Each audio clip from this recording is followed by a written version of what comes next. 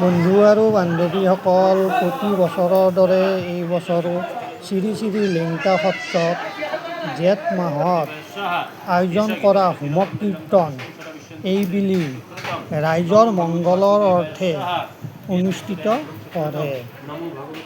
লগতে ভক্তসকলে লেংটা বাপাৰ চৰণত সেৱা লয়, হোমৰ ফুট লৈ নিজৰ মনৰ বাঞ্ছা কামনা কৰে আৰু সকলো ৰাইজে মিলি দুপৰীয়া সিদ্ধভোগো গ্ৰহণ কৰে।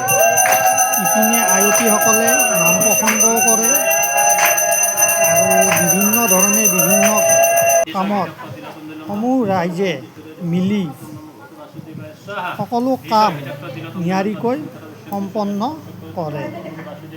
ইপিনে এই সৰু নাৰিকল কাটাত ব্যস্ত হৈ আছিল।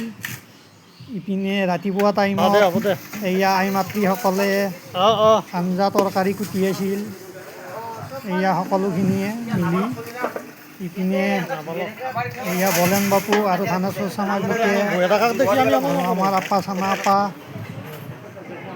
ইপিনে পাছত সকলোৱে সেৱা ল'লে। সেৱা লোৱাৰ পিছত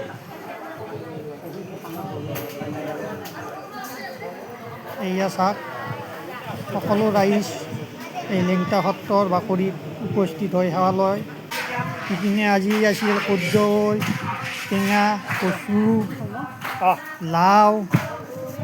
ইপিনে আজি খাদ্যটো এই ঢকাকাই দান কৰিছিল, তেওঁক ধন্যবাদ জনাইছোঁ।